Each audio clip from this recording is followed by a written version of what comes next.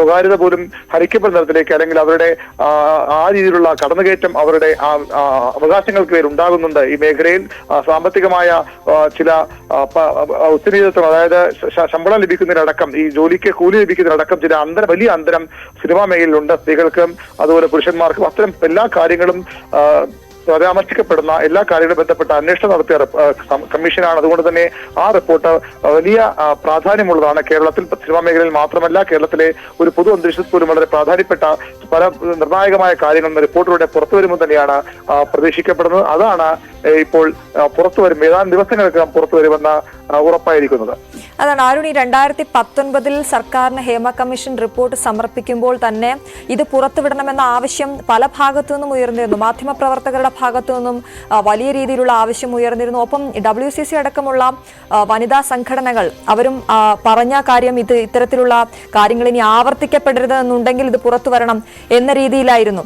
ഇപ്പോൾ ഈ സ്വകാര്യ വിവരങ്ങൾ ഒഴിച്ചുള്ള ഒന്നും മറച്ചു വെക്കരുത് എന്ന് പറയുമ്പോൾ പല കാര്യങ്ങളും ഓരോരുത്തരുടെയും സ്വകാര്യതയ്ക്ക് കീഴിൽ വരുന്നതാണല്ലോ. അപ്പോൾ ഈ റിപ്പോർട്ട് പൂർണ്ണമായും പുറത്തു വരും എന്ന് നമ്മൾ പ്രതീക്ഷിക്കേണ്ടതില്ലല്ലോ. അങ്ങനെ ആ രീതിയിൽ പൂർണ്ണമായും അത് ആ രീതിയിൽ ഒഴിവാക്കാൻ കഴിയില്ല. കാരണം ചിലപ്പോൾ ഒരുപക്ഷെ ആരെങ്കിലും ഏതെങ്കിലും തരത്തിലുള്ള ലൈംഗികമായ അതിക്രമങ്ങൾ ആർക്കെതിരെ ഉണ്ടായിട്ടുള്ള സ്വാഭാവികമായ ഇരകളുടെ പേരുകൾ വെളിപ്പെടുത്താനാകില്ല. അത്തരത്തിലുള്ള കാര്യങ്ങളാണ് ആർട്ടിഐ ഒന്ന് ഈ രാജ്യസുരക്ഷയുമായി ബന്ധപ്പെട്ട കാര്യങ്ങൾ ഏതെങ്കിലും ഉണ്ടെങ്കിൽ വിവരങ്ങൾ പുറത്തു പോകാൻ കഴിയില്ല. അല്ലെങ്കിൽ ഇത്തരം വളരെ വരാം. ഇപ്പോൾ രാഹുൽ ഈശ്വർ നമുക്കൊപ്പം ചേരുന്നു. ശ്രീ രാഹുൽ ഈശ്വർ, ഹേമ കമ്മീഷൻ റിപ്പോർട്ട് പുറത്തുവിടണമെന്ന ഉത്തരവാണ് ഇപ്പോൾ വരുന്നത്. സംസ്ഥാന വിവരാവകാശ കമ്മീഷണർ ഉത്തരവ് നൽകിയിരിക്കുകയാണ്. ഒന്നും മറച്ചു വെക്കരുത്, സ്വകാര്യ വിവരങ്ങൾ ഒഴിച്ചുള്ള എല്ലാം പുറത്തുവിടണമെന്ന് പറയുന്നു. താങ്കളുടെ അഭിപ്രായം? ജനാധിപത്യത്തിൽ ട്രാൻസ്പെറൻസിയും അല്ലെങ്കിൽ കൂടുതൽ സുതാര്യതയും നല്ലതാണ്. പക്ഷെ ഒറ്റ ആശങ്ക മാത്രമേ ഇതിലുള്ളൂ. ഹേമ കമ്മീഷൻ റിപ്പോർട്ടിൽ പലപ്പോഴും മൊഴിയെടുത്തത് തെളിവുകളുടെയും മറ്റും അടിസ്ഥാനത്തിലാണോ എന്ന് എനിക്ക് സംശയമുണ്ട്. അതുകൊണ്ട് ഏതെങ്കിലും താരങ്ങളെ കരിവാരത്തേക്കാനോ മലയാള സിനിമയിലെ പ്രമുഖർക്കെതിരെയുള്ള അടിസ്ഥാനരഹിതപരമായ ആരോപണങ്ങളുണ്ടെങ്കിൽ അവരുടെ വ്യക്തി ജീവിതത്തെയും സിനിമാ ജീവിതത്തെയും കരിവാരത്തേക്കുന്ന രീതിയിലാകരുത്. ഹേമ കമ്മീഷൻ വളരെ പ്രമുഖമായ കമ്മീഷനാണ്. പക്ഷെ ഹേമ കമ്മീഷൻ വെപ്പണൈസ് ചെയ്യപ്പെടരുത്. അത് ആയുധവൽക്കരിക്കപ്പെടുകയും അത് ഏതെങ്കിലും വ്യക്തികളെ കരിവാരത്തേക്കാനും തേജോവധം ചെയ്യാനുമുള്ള ഒരു രീതിയായി മാറരുത്. അവിടെ ഈ കമ്മീഷന് വേറെ എൻക്വയറിയോ പോലീസ് മെക്കാനിസമോ ഉണ്ടായിരുന്നില്ല എന്നാണ് നമ്മളെല്ലാം മനസ്സിലാക്കുന്നത്. അപ്പോ അവിടെ വന്ന് ഏതെങ്കിലും ഒരു അഭിനേത്രി അല്ലെങ്കിൽ കലാകാരി ഒരു മൊഴി നൽകിയിരിക്കട്ടെ, ആ മൊഴി സത്യമാണോ അല്ലയോ എന്ന് ക്രോസ് ചെക്ക് ചെയ്യാൻ ഹേമ കമ്മീഷൻ ഓപ്ഷൻസ് ഉണ്ടായിരുന്നു. നമ്മുടെ സൂപ്പർ താരങ്ങളടക്കം വളരെ പ്രമുഖ താരങ്ങൾക്കെതിരെ ചില സത്യമല്ലാത്ത മൊഴികളൊക്കെ ഉണ്ടെന്നാണ് അന്ന് കേട്ടത്. അന്ന് പല മീഡിയയിലും വന്ന വാർത്തകളിൽ നിന്ന് കേട്ടത്. അപ്പോൾ നമ്മുടെ പ്രമുഖ താരങ്ങൾക്കെതിരെ അവരെ അടിക്കാൻ ഒരു വടിയായി ഉപയോഗിക്കുകയും അവർക്കെതിരെ ഒരു ഗൂഢാലോചന എന്ന രീതിയിൽ ഇത് ഉപയോഗിക്കപ്പെടുകയും ചെയ്യരുതെന്ന് മാത്രമേ ഉള്ളൂ. അതുകൊണ്ട് ഒരു റിക്വസ്റ്റേ ഉള്ളൂ. നമ്മൾ മലയാള സിനിമയിലെ പല നടന്മാരെ വേട്ടയാടുന്നത് ഈ അടുത്ത വർഷങ്ങളിൽ കണ്ടിട്ടുള്ളതാണ്, ചില അൺസബ്സ്റ്റാൻഷിയേറ്റഡ് ആരോപണങ്ങൾ വഴി അല്ലെങ്കിൽ ഇനിയും തെളിയിക്കപ്പെടാത്ത കാര്യങ്ങൾ വഴി. അതുകൊണ്ട് ഇത് ആയുധവൽക്കരിക്കപ്പെടരുത്, വെപ്പണൈസ് ചെയ്യപ്പെടരുത്. അതോടൊപ്പം ഇത് പുറത്തു വിടുമ്പോൾ ഇവരുടെ പേര് വിവരങ്ങൾ അൺലസ് പോലീസ് കണ്ടെത്തി കോടതി സബ്സ്റ്റാൻഷിയേറ്റ് ചെയ്ത് ഇവരെ കുറ്റക്കാരെന്ന് വിധിക്കുന്നത് വരെ ഇവരുടെ ആരുടെയും പേരുകൾ, അത് ഇരയുടെ പേര് മാത്രമല്ല ഇര ആരോപണം ഉന്നയിക്കുന്ന ആളുടെ പേരും പുറത്തുവിടരുന്നതാണ് അഭ്യർത്ഥന. കാരണം ഇവർക്കെല്ലാം വ്യക്തിജീവിതങ്ങളുണ്ട്, കുട്ടികളുണ്ട്, കുടുംബങ്ങളുണ്ട്. അതുകൊണ്ട് ഇവരെ ആരെയും കരിവാരിത്തേച്ച് ശ്രീ ദിലീപിനെതിരെയുള്ള കള്ളക്കേസ് ഇല്ലാതാക്കപ്പെടുന്ന പോലൊരു അവസ്ഥ ഇതിലേക്ക് വരരുതെന്നുള്ളതാണ് ഒരു പൊതുജനം എന്ന രീതിയിൽ അഭ്യർത്ഥന. കാര്യം ഇവർക്കെല്ലാം ഫാമിലികളുണ്ട്, അത് ഇല്ലാതാക്കുന്ന ഒരു അവസ്ഥയിലേക്ക് പോകരുത്. രാഹുൽ പറഞ്ഞ ഒരു കാര്യത്തിലേക്ക് ഒന്നുകൂടി ചോദിക്കുകയാണ്. ഇത്തരത്തിലുള്ള കാര്യങ്ങൾ ആ മേഖലയിൽ ആവർത്തിക്കരുത് എന്ന ഒരു ഉദ്ദേശത്തോടെയാണല്ലോ ഇങ്ങനെ ഒരു കമ്മീഷനെ നിയോഗിക്കുകയും അവരോട് ഇത് അന്വേഷിക്കുക എന്ന് സർക്കാർ പറയുകയും പഠിക്കുക എന്ന് സർക്കാർ പറയുകയും ചെയ്തത്. ഇപ്പൊ രാഹുൽ പറഞ്ഞതുപോലെ അവിടെയുള്ള നടികളോട് സംസാരിച്ച് അല്ലെങ്കിൽ നടന്മാരോട് സംസാരിച്ച് പ്രത്യേകിച്ച് സ്ത്രീകളോട് സംസാരിച്ച് സ്ത്രീകൾക്ക് പ്രശ്നമുണ്ട് എന്ന് പറഞ്ഞുകൊണ്ടാണല്ലോ ഈ ഒരു കമ്മീഷനെ തന്നെ വെച്ചത്. അപ്പോൾ അവർ പറഞ്ഞ കാര്യങ്ങൾ സത്യമല്ല എന്ന് നമ്മൾ എങ്ങനെ മനസ്സിലാക്കും? അവർ പറഞ്ഞതെല്ലാം നമുക്ക് മുഖവിലേക്ക് എടുക്കാം. പക്ഷെ ഇത് പൂർണ്ണമായി സത്യമാണ് എന്ന് നമുക്ക് വിശ്വസിക്കാൻ കഴിയുമെന്ന് സംശയമാണ്. ഉദാഹരണം, എ എന്നൊരു അഭിനേത്രി ബി എന്നൊരു നടനെതിരെ ഒരു ആരോപണം ഉന്നയിച്ചു എന്നിരിക്കട്ടെ. റൈറ്റ് ടു ഇൻഫർമേഷൻ പ്രകാരം അത് പുറത്തു വരികയാണെങ്കിൽ ഈ ബി എന്ന നടന് മറുപടി പറയാൻ പോലും അവസരമില്ല. അത് നാച്ചുറൽ ജസ്റ്റിസിന്റെ ലംഘനമാണ്. ഒരാൾ എനിക്കെതിരെ ഇരിക്കട്ടെ, ഞാനൊരു സിനിമാ മേഖലയിൽ പ്രവർത്തിക്കുന്ന വ്യക്തിയാണ്, ഒരു സഹോദരി അല്ലെങ്കിൽ ഒരു അഭിനേത്രി എനിക്കെതിരെ ഒരു ആരോപണം ഉന്നയിച്ചു. ആ ആരോപണം ഞാൻ പീഡിപ്പിക്കാൻ ശ്രമിച്ചു എന്നോ ഞാൻ അവരെ ആക്രമിച്ചു എന്നോ അസോൾട്ട് ചെയ്തു എന്നോ ശ്രമിച്ചു എന്നിരിക്കട്ടെ. ഞാനിത് അറിയുന്ന പോലുമില്ല. നാളെ RTA പ്രകാരം എന്റെ പേര് പുറത്തു വന്നാൽ ഒരു കമ്മീഷൻ റിപ്പോർട്ട് അല്ലേ, കമ്മീഷൻ എൻക്വയറി അല്ലേ, ഇയാൾ കുറ്റക്കാരനാണെന്ന് ജനങ്ങൾ ധരിക്കില്ലേ? എനിക്ക് വീട്ടിൽ ഭാര്യ 2 പിള്ളേരും ഒക്കെ ഇല്ലേ? അപ്പം ഇത് ഞാൻ എന്നെ ഉദാഹരണം വെച്ച് പറഞ്ഞതേ ഉള്ളൂ, ഞാൻ സിനിമാ രംഗത്ത് പ്രവർത്തിക്കുന്നതല്ല. അപ്പം നാളെ ഏതൊരു താരത്തിനെതിരെ വരും. അതുകൊണ്ട് വളരെ ശക്തമായ ഒരു അഭ്യർത്ഥന, ഇല്ലെങ്കിൽ അമ്മ അടക്കമുള്ളവർ അതിൽ ആക്ഷൻ എടുക്കുകയും വേണം. ഇതിൽ ആരുടെയും പേരല്ല പ്രധാനം. അവിടെ എന്തെങ്കിലും സിസ്റ്റമിക് ഇഷ്യൂസ് ഉണ്ടെങ്കിൽ തീർച്ചയായും അത് പരിഹരിക്കണം. പരാതി പരിഹാര സെല്ലുകൾ വേണം. ഇരയുടെയും കോടതി കുറ്റക്കാരനാന്ന് വിധിക്കുന്നത് വരെ ഒരു വ്യക്തിയുടെയും പേര് ഇതിൽ വെളിവരരുത്. അതായത് നമ്മുടെ ഏതെങ്കിലും ഒരു, ഇപ്പൊ ഈ അടുത്തിടയ്ക്ക് ഞാൻ ഇപ്പൊ എല്ലാവർക്കും അറിയാവുന്ന പേര് പറയാൻ, ശ്രീ ഒമർ ലുലുവിനെതിരെ ഒരു ആരോപണം വന്നു. അദ്ദേഹം കോടതിയിൽ പോയി ജാമ്യം എടുക്കുകയും അത് കൺസെന്റ് പ്രകാരമാണെന്ന് പറഞ്ഞു. നാളെ ഈ പ്രത്യേക പെൺകുട്ടി അല്ലെങ്കിൽ വിജയബാബുവിന്റെ കേസ് വന്നു. വിജയബാബു ഈ കുട്ടിയും കൺസെന്റിലാണ് ഇത് ചെയ്തതെന്ന് അദ്ദേഹം കോടതിയിൽ ധരിപ്പിക്കുകയും അദ്ദേഹത്തിന് ജാമ്യം കിട്ടുകയും മറ്റും ചെയ്തു. നാളെ ഏതെങ്കിലും ഒരു വ്യക്തി എന്റെ പേര് അല്ലെങ്കിൽ ഏതെങ്കിലും ഒരു നടന്റെ പേര് പറഞ്ഞു എന്ന് കരുതി ഞങ്ങൾ തെറ്റുകാരാവൂ? ഞങ്ങളിത് അറിഞ്ഞിട്ട് പോലും ഉണ്ടാവില്ല. അപ്പൊ നമുക്കിത് ഡിഫെൻഡ് ചെയ്യാൻ പോലും അവസരം പോലും ഇല്ല. നാളെ പത്രങ്ങൾ, രാവിലെ TV ചാനലുകൾ ഞങ്ങളെയായിട്ട് തലക്കുമ്പോഴായിരിക്കും ഇത് വെളിയിൽ വരുന്നത്. അതുകൊണ്ട് ഇത് മീഡിയക്കാർക്ക് സെൻസേഷൻ ആയിരിക്കും. പക്ഷെ കുടുംബജീവിതങ്ങളുണ്ട്, കുട്ടികളുണ്ട്, കരിയറുകളുണ്ട്. ഇന്ന് സോഷ്യൽ മീഡിയയുടെ കാലമാണ്, സിനിമയ്ക്ക് ബ്രാൻഡ് വാല്യൂ ഉണ്ട്. അതുകൊണ്ട് ഈ മാധ്യമങ്ങൾ അലക്കുന്ന കാര്യമൊക്കെ താങ്കൾ പറഞ്ഞതുകൊണ്ട് ഞാൻ ഇടപെട്ട് ചോദിക്കുകയാണ്. ഇത് പൊതുമധ്യത്തിലേക്കാണ് വരുന്നത് ഈ കമ്മീഷൻ റിപ്പോർട്ട്. താങ്കൾ പറഞ്ഞതുപോലെ സ്വകാര്യമായിട്ടുള്ള കാര്യങ്ങൾ, സ്വകാര്യമായി ബാധിക്കുന്ന കാര്യങ്ങൾ, സ്വകാര്യ വ്യക്തികളെ ബാധിക്കുന്ന കാര്യങ്ങൾ, അത് ഒഴിച്ചുള്ള ഒന്നും മറച്ചു വെക്കരുതെന്ന് പറയുമ്പോൾ ഇത്തരം സംഭവങ്ങളുണ്ട്. കാസ്റ്റിംഗ് കൗച്ച് ഉൾപ്പെടെയുള്ള കാര്യങ്ങൾ സിനിമാ മേഖലയിൽ ഉണ്ട് എന്ന് കമ്മീഷൻ കൊടുത്ത റിപ്പോർട്ട് പൊതുമധ്യത്തിലേക്ക് വരുമ്പോൾ അത് ചർച്ച ചെയ്യപ്പെടേണ്ട കാര്യമല്ലേ? ഇനിയും നമ്മുടെ നടിമാർക്കും സിനിമാ മേഖലയിൽ പ്രവർത്തിക്കുന്ന മറ്റ് സ്ത്രീകൾക്കും അവർക്ക് സ്വൈര്യമായി ജോലി ചെയ്യാൻ കഴിയണ്ടേ? അങ്ങനെ ഒരു സാഹചര്യം സംശയമില്ല, അത് ശരിയാണ്. പ്രത്യേകിച്ച് മാധ്യമരംഗത്തടക്കം നിൽക്കുന്ന ആളുകൊണ്ട് എനിക്കും അറിയാം ഇതിന്റെ പുറകിൽ ഒരുപാട് പ്രശ്നങ്ങളുണ്ട്. അതുകൊണ്ട് ഇത് ചർച്ച ചെയ്യപ്പെടണം. ഇത് തീർച്ചയായും ഹേമ കമ്മീഷൻ റിപ്പോർട്ട് കാര്യമായി ഡിസ്കസ് ചെയ്യണം. എന്നാൽ അതോടൊപ്പം ഒരു നടന്റെയും പേര് ഇതിൽ വരരുത്. കോടതി അവരെ കുറ്റക്കാരെന്ന് വിധിക്കുന്നത് വരെ, അല്ലെങ്കിൽ അറ്റ്ലീസ്റ്റ് ഒരു പോലീസ് അന്വേഷണം നടക്കുന്നത് വരെ. അത് നടക്കുന്നതിന് മുമ്പ് ഈ നടന്മാരുടെ പേര് വെളിയിൽ വന്നാൽ അവരുടെ സിനിമാ ജീവിതത്തെ അത് ബാധിക്കും, കുടുംബജീവിതത്തെ അത് ബാധിക്കും. അവരുടെ കുട്ടികൾ സ്കൂളിൽ പോകുന്നവരാണ്. നാളെ നിന്റെ അച്ഛൻ അങ്ങനെയല്ലേ ആ റിപ്പോർട്ടിൽ കണ്ടു എന്ന് ആരെങ്കിലും പറയുകയാണെങ്കിൽ അവരുടെ കുട്ടികൾക്കടക്കം ഇത് ബാധിക്കുന്ന കാര്യമാണ്. വിജയബാബുവിന്റെ, ഒമർ ലുലുവിന്റെ, ശ്രീ ദിലീപിന്റെ അടക്കമുള്ള എല്ലാ കേസുകളിലും നമ്മൾ ഈ ദുര്യോഗം കണ്ടതാണ്. അതുകൊണ്ട് ഒരു ആണിനെ ആക്രമിക്കാനുള്ള, നടനെ ആക്രമിക്കാനുള്ള, പുരുഷനെ കരിവാരി തേക്കാനുള്ള ഒരവസരമായത് മാറരുത്. പകരം സ്ത്രീകൾക്ക് എല്ലാവിധ ഫെസിലിറ്റിയും നൽകുന്ന, എല്ലാവിധ ജസ്റ്റിസും നൽകുന്ന ഒരു നീക്കവും ആവണം. പറഞ്ഞു. ശരി, വളരെയധികം നന്ദി. ശ്രീ രാഹുൽ ഈശ്വറാണ് നമ്മളോട് സംസാരിച്ചത്. VV അരുൺ തുടരുന്നുണ്ട് എന്ന് ഞാൻ വിചാരിക്കുന്നു. അരുണിലേക്ക് വരാം. എന്തായാലും ഹേമ കമ്മീഷൻ റിപ്പോർട്ട് പുറത്തുവിടാനുള്ള വളരെ ഗൗരവമുള്ള ഉത്തരവാണ് ഇപ്പോൾ സംസ്ഥാന വിവരാവകാശ കമ്മീഷന്റെ ഭാഗത്തു നിന്നും ഉണ്ടായിരിക്കുന്നത്. A. അബ്ദുൽ ഹക്കീമിന്റേതാണ് ഉത്തരവ്. ഒരു വിവരവും മറച്ചു വെക്കരുത് എന്നാണ് അദ്ദേഹത്തിന്റെ ഉത്തരവിൽ പറയുന്നത്. സിനിമാ മേഖലയിലെ പ്രശ്നങ്ങൾ പഠിക്കാനായാണ് സർക്കാർ ഹേമ കമ്മീഷനെ നിയോഗിച്ചത്. 2019 സർക്കാരിന് ഹേമ കമ്മീഷൻ 300 പേജുള്ള റിപ്പോർട്ട് സമർപ്പിച്ചത്. ആ റിപ്പോർട്ടിലെ സ്വകാര്യ വിവരങ്ങൾ ഒഴിച്ചുള്ള ഒരു കാര്യവും മറച്ചു വെക്കേണ്ടതില്ല എന്നാണ് കമ്മീഷന്റെ ഉത്തരവിൽ പറയുന്നത്.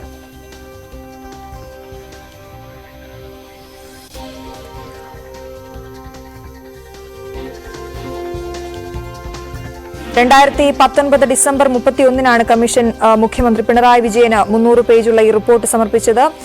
റിപ്പോർട്ടിലെ കണ്ടെത്തലുകൾ സാധൂകരിക്കുന്ന വലിയ രേഖകളുണ്ട്, സ്ക്രീൻഷോട്ടുകൾ, ഓഡിയോ ക്ലിപ്പുകൾ അടക്കം ഈ റിപ്പോർട്ടിലുണ്ട് എന്നാണ്, റിപ്പോർട്ടിനൊപ്പം സമർപ്പിച്ചിട്ടുണ്ട് എന്നാണ് നമുക്ക് മനസ്സിലാക്കുന്നത്. റിപ്പോർട്ട് നേരത്തെ തന്നെ പരസ്യമാക്കണമെന്ന് ആവശ്യപ്പെട്ട വിവിധ സംഘടനകളും മാധ്യമ പ്രവർത്തകരും അടക്കം രംഗത്ത് വന്നെങ്കിലും സ്വകാര്യത മാനിച്ചുകൊണ്ട് പലരെയും പല കാര്യങ്ങളും ബാധിക്കും എന്ന് പറഞ്ഞുകൊണ്ട് ആ റിപ്പോർട്ട് പുറത്തുവിടാതിരിക്കുന്ന സാഹചര്യമുണ്ടായിരുന്നു. എന്നാൽ ഇപ്പോൾ ഹേമ കമ്മീഷൻ റിപ്പോർട്ട് പൂർണ്ണമായും പുറത്തുവിടണം എന്ന ഉത്തരവാണ് വിവരാവകാശ കമ്മീഷനുടെ ഭാഗത്തു നിന്നും ഉണ്ടായിരിക്കുന്നത്. 2017 നടിയെ ആക്രമിച്ച കേസ് വന്നത് മുതൽ സ്ത്രീകൾ വലിയ രീതിയിൽ, ചലച്ചിത്ര രംഗത്ത് പ്രവർത്തിക്കുന്ന സ്ത്രീകൾ പ്രശ്നങ്ങൾ നേരിടുന്നു എന്ന ചർച്ചകൾ ഉയർന്നിരുന്നു, വലിയ പ്രശ്നങ്ങൾ ഉയർന്നു വന്നിരുന്നു. ആ സാഹചര്യത്തിലാണ് സർക്കാർ ഹേമ കമ്മീഷനെ നിയോഗിച്ചത്. ചലച്ചിത്ര രംഗത്തെ പ്രശ്നങ്ങൾ, സ്ത്രീകളുടെ പ്രശ്നങ്ങൾ പഠിക്കാനായാണ് 3-അംഗ സമിതിയെ നിയോഗിച്ചത്. 2019 അവർ 300 പേജുള്ള റിപ്പോർട്ട് സർക്കാരിന് സമർപ്പിച്ചത്.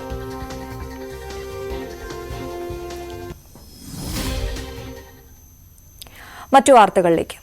മാന്നാർ കൊലപാതക കേസിലെ മുഖ്യപ്രതി അനിൽകുമാറിന്റെ സുഹൃത്ത് നാസറിനെ ചോദ്യം ചെയ്യുന്നത് തുടരുന്നു.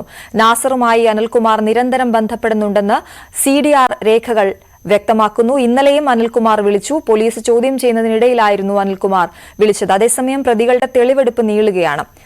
ശരണ്യ സ്നേഹജൻ ചേരുന്നു വിവരങ്ങളുമായി. ശരണ്യ, ഏറ്റവും പുതിയ വിവരങ്ങൾ എങ്ങനെയാണ്? അശ്വതി, ഈ കേസുമായി ബന്ധപ്പെട്ട് ഇപ്പോൾ അനിലുമായി ബന്ധപ്പെട്ട ആളുകളെ, അതായത് ഈ കൊലപാതകം നടന്നുവെന്ന് കരുതപ്പെടുന്ന കാലഘട്ടം മുതൽ ഇങ്ങോട്ടായി തുടർച്ചയായി ബന്ധപ്പെടുന്ന ആളുകളെയാണ് ഇപ്പോൾ പോലീസ് ചോദ്യം ചെയ്തു വരുന്നത്. ഇതിൽ പ്രധാനപ്പെട്ട ഒരാളാണ് ഇപ്പോൾ ഇന്നലെ കഴിഞ്ഞ ദിവസം നെടുങ്കണ്ടത്ത് നിന്നും പോലീസ് കസ്റ്റഡിയിലെടുത്ത നാസർ എന്നയാൾ. ഇയാൾ അനിലുമായി അടുത്ത സുഹൃത്താണ്. അതായത് ഈ കൊല്ലപ്പെട്ട കാലയളവിലും ഒപ്പം തന്നെ ഇപ്പോഴും നിരന്തരം അനിലുമായി ബന്ധപ്പെടുന്ന ഒരാളാണ് എന്നുള്ള രീതിയിലാണ് പോലീസ് ചോദ്യം ചെയ്തു വരുന്നത്. ഇന്നലെ മുഴുവൻ മാന്നാർ പോലീസ് ചോദ്യം ചെയ്തിരുന്നു. ഇന്നിപ്പോഴും നാസറിന്റെ ചോദ്യം ചെയ്യൽ തുടരുകയാണ്. ഇതിനകത്ത് പ്രധാനപ്പെട്ട ഒരു കാര്യം എന്ന് പറയുന്നത്, ഈ പോലീസ് ഈ കേസ് അന്വേഷണം ആരംഭിച്ച ഇത് കേസിന്റെ വിവരങ്ങൾ പുറത്തു വന്ന ഘട്ടം മുതൽ അനിലെ നിരന്തരം ഈ നാസറിനെ ബന്ധപ്പെടുന്നുണ്ട്. ഇന്നലെ ചോദ്യം ചെയ്യലിനിടയിലും പോലീസ് സ്റ്റേഷനിൽ വെച്ച് നാസറിന് അനിലിന്റെ കോളിൽ ലഭ്യമായിട്ടുണ്ട് എന്നുള്ളതാണ്. അത്തരത്തിൽ ഈ കേസുമായി ബന്ധപ്പെട്ട ഈ ആളുകൾ, പ്രത്യേകിച്ച് ഈ വാഹനം, അതായത് കൊലപ്പെടുത്തി കൊണ്ടുവന്നത് ഒരു കാറിലാണ് എന്നുള്ളതാണ്. ഈ കാറിന്റെ ഉടമയെ കണ്ടെത്തുന്ന ഉൾപ്പെടെയുള്ള കാര്യങ്ങളും ഇവരുമായി ബന്ധപ്പെട്ട കൂടുതൽ ആളുകളുടെ CDR രേഖകളടക്കം പരിശോധിച്ചാണ് ഇപ്പോൾ കാര്യങ്ങൾ മുന്നോട്ട് പോയിക്കൊണ്ടിരിക്കുന്നത്. മറ്റ് പ്രതികളുടെ, അതായത് ഈ അനിലിനൊപ്പം ഉണ്ടായിരുന്ന മറ്റ് പ്രതികളുടെ 164 അടക്കം രേഖപ്പെടുത്തുന്നതിന് വേണ്ടിയുള്ള നടപടിക്രമങ്ങൾ പുരോഗമിക്കുകയാണ്. എന്തായാലും ഏറ്റവും പ്രധാനപ്പെട്ട കാര്യം, ഇന്നും തെളിവെടുപ്പ് ഇതിനകത്ത് ഉണ്ടാവില്ല. മറിച്ച് കൂടുതൽ വിവരങ്ങൾ, കസ്റ്റഡിയിലുള്ള പ്രതികളിൽ നിന്ന് കൂടുതൽ വിവരങ്ങൾ തേടുകയാണ് പോലീസ് ഇപ്പോഴും. ശരി ശരണ്യ. കോഴിക്കോട് ജില്ലയിൽ ഒരു കുട്ടിക്ക് കൂടി അമീബിക് മസ്തിഷ്ക ജ്വരം സ്ഥിരീകരിച്ചു. തിക്കോടി പള്ളിക്കര സ്വദേശിയായ 14-കാരനാണ് രോഗം സ്ഥിരീകരിച്ചത്. സ്വകാര്യ ആശുപത്രിയിൽ ചികിത്സയിലുള്ള കുട്ടിയുടെ ആരോഗ്യനില തൃപ്തികരമാണ്. അമീബിക് മസ്തിഷ്ക ജ്വരം ബാധിച്ച് 1.5 മാസത്തിനിടെ 3 കുട്ടികളാണ് കോഴിക്കോട് മരിച്ചത്. കാട്ടാനകളുടെ ആക്രമണം എപ്പോൾ വേണമെങ്കിലും ഉണ്ടായേക്കുമെന്ന ഭീതിയിൽ കഴിയുകയാണ് മലപ്പുറം കാളികാവ് ചോക്കാട് 40 സെന്റ് ആദിവാസി നഗറിലെ താമസക്കാർ. ചോക്കാടൻ മലവാരത്തിൽ നിന്നും കൂട്ടത്തോടെ ഇറങ്ങിയ ആനകൾ ആദിവാസികളുടെ വീട്ടുമുറ്റത്തുവരെ നാശനഷ്ടങ്ങൾ വരുത്തുകയാണ്. ചോക്കാടൻ മലയിൽ നിന്നിറങ്ങുന്ന കാട്ടാനക്കൂട്ടം ഓരോ തവണയും ഉണ്ടാക്കുന്ന നാശനഷ്ടങ്ങൾ പ്രദേശവാസികൾക്ക് നൽകുന്നത് കടുത്ത പ്രതിസന്ധിയാണ്. കഴിഞ്ഞ ദിവസം തലനാരിഴയ്ക്കാണ് ആനയുടെ ആക്രമണത്തിൽ നിന്നും ആദിവാസി വൃദ്ധൻ വെള്ളൻ രക്ഷപ്പെട്ടത്. അദ്ദേഹത്തിന്റെ വീടിന്റെ ഓട് ആന ഇളക്കി താഴെയിട്ടു. യാതൊരു വടവില്ലാത്ത രീതിയായി വാതിലൊക്കെ തുറക്കാത്ത രീതിയിൽ അങ്ങനെ ശല്യപ്പെട്ട് അങ്ങനെ തുറന്നു നോക്കുമ്പോ ഇവിടെ മുറിച്ചൊരു ചക്ക ഇട്ടേ, ആ ചക്കയിടൊക്കെ എടുത്ത് തിന്നാണ്. പിന്നെ തുറക്കാനൊരു വിടവ് കിട്ടില്ല. ഇങ്ങനെ ആകുമ്പോൾ ഞങ്ങൾക്കൊരു ശല്യമായിട്ട് തീരാണിത്. കുട്ടികളെ മക്കളൊക്കെ യാത്രയൊക്കെ പുറത്തൊക്കെ ഇറങ്ങുമ്പോൾ മൂത്രം ഒഴിക്കുമ്പോഴേ ഭയങ്കര ആനശല്യമാകുമ്പോൾ ഭയങ്കര തന്നെ ബുദ്ധിമുട്ടുകളൊക്കെ. അപ്പം ഞങ്ങൾ എന്തിപ്പോൾ ചെയ്യേണ്ടതെന്ന് വെച്ചിട്ട് ഇങ്ങനെ നിൽക്കുക, കാട് മുക്കാവും ചെയ്യുക. യാതൊരു മതിലിൽ കെട്ടിയിട്ട് ഒരു വടവില്ല, പുറത്തേരെ കൊണ്ട് ഇടത്ത് വെച്ചിട്ടും കാര്യമില്ല. ഇതിപ്പോൾ ഞങ്ങൾ ചെയ്യേണ്ടത് യാതൊരു കോലമില്ലാത്ത മാർഗം അയക്കണില്ല. പ്രദേശത്തെ വാഴകൾ ഉൾപ്പെടെയുള്ള കൃഷി ഇനങ്ങളൊക്കെ കാട്ടാനകൾ പാടെ നശിപ്പിച്ചിരിക്കുന്നു. കാട്ടാന ശല്യത്തിൽ നിന്ന് രക്ഷപ്പെടുവാൻ ആനമതിലും വൈദ്യുതി വേലിയൊക്കെ ഇവിടെ സ്ഥാപിച്ചിട്ടുണ്ട്. എന്നാൽ ആനമതിൽ ചിലയിടങ്ങളിൽ കാട്ടാനകൾ തന്നെ തകർത്തിരിക്കുന്നു. വൈദ്യുതി വേലിയും ഉപയോഗശൂന്യമായ നിലയിലാണ്. കാട്ടാനകളുടെ ആക്രമണം ആദിവാസികളുടെ ജീവന് തന്നെ ഭീഷണിയായി മാറുകയാണ് ഇവിടെ.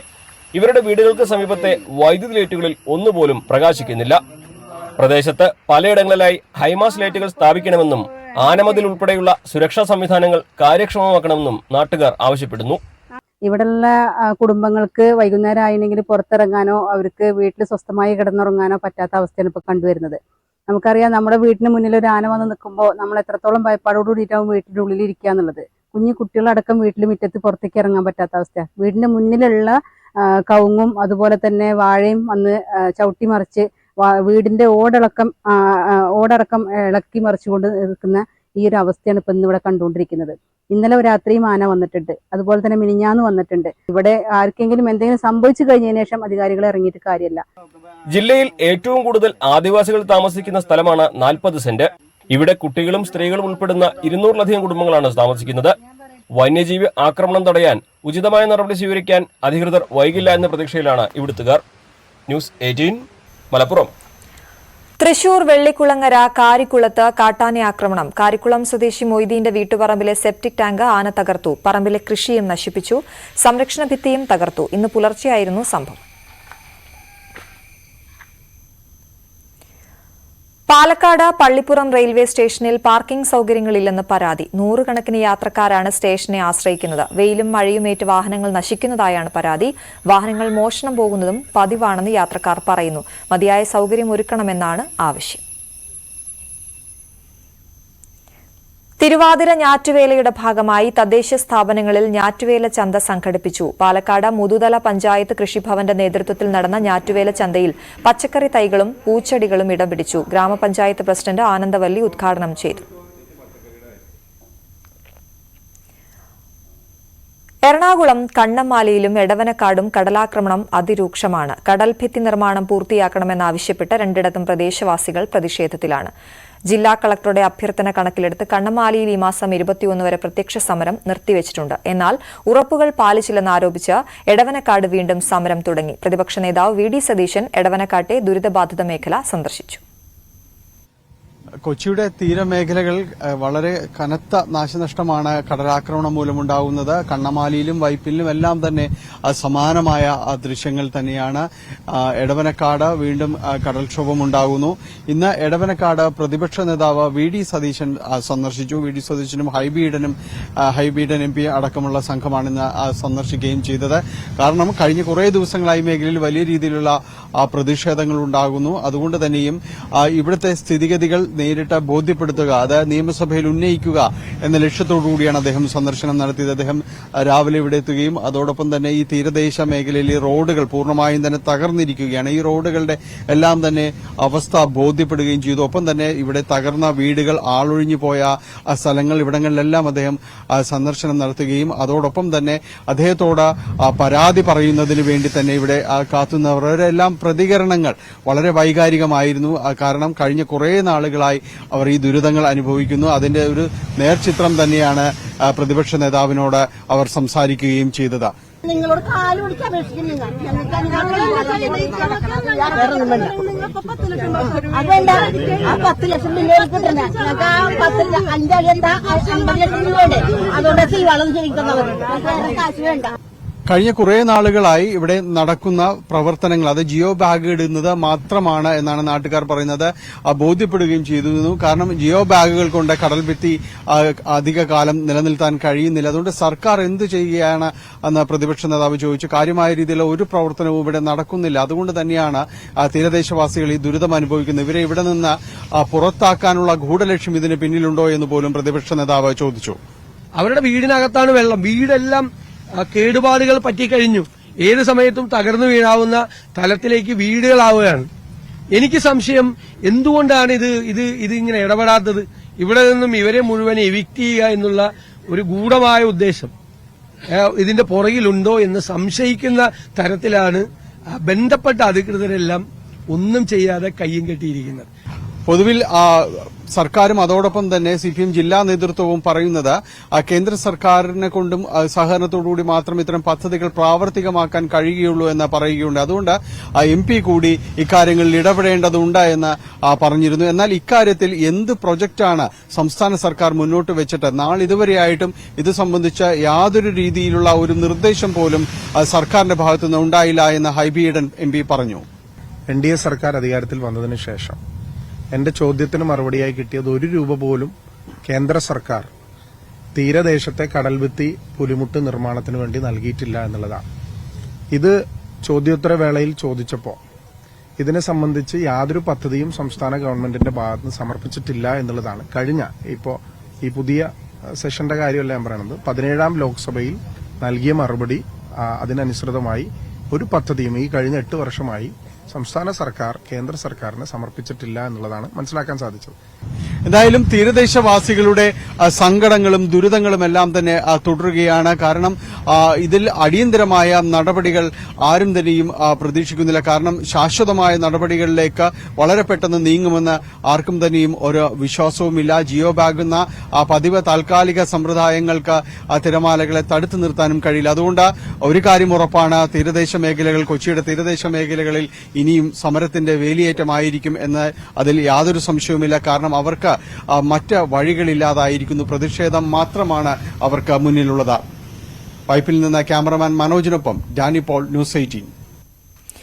കോഴിക്കോട് തിരുവമ്പാടിയിൽ KSCB ഓഫീസിൽ യൂത്ത് കോൺഗ്രസ് നേതാവിന്റെ ആക്രമണം.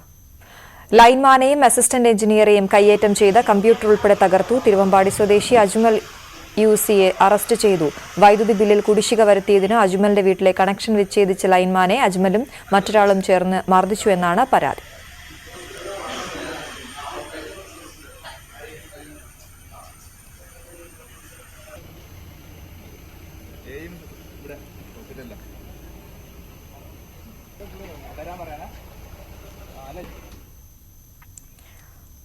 സംസ്ഥാനത്തിന്റെ സ്വപ്ന പദ്ധതിയായ വിഴിഞ്ഞം തുറമുഖം യാഥാർത്ഥ്യമാകുന്നു. ആദ്യ മദർഷിപ്പ് ഈ മാസം 12-ന് തുറമുഖത്തെത്തും. കപ്പലിന് വൻ സ്വീകരണമൊരുക്കാനുള്ള നടപടികൾ സർക്കാർ ആരംഭിച്ചു. ഡിസംബറോടെ ആദ്യഘട്ട കമ്മീഷൻ പൂർത്തിയാകുമെന്ന് മന്ത്രി VN വാസവൻ വ്യക്തമാക്കി. As the world warms, nature's sentinels rise. When a billion hands dig deep, a new future unfolds for the planet.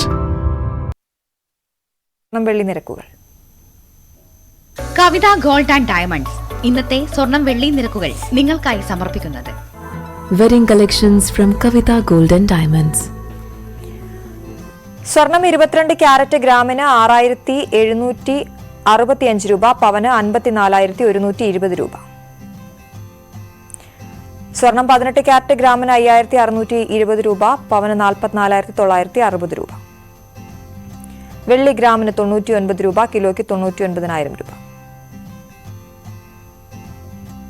Kavitha gold and diamonds ഇന്നത്തെ സ്വർണം വെള്ളി നിരക്കുകൾ നിങ്ങൾക്കായി സമർപ്പിക്കുന്നത് wedding collections from Kavitha gold and diamonds. ഇടവേള.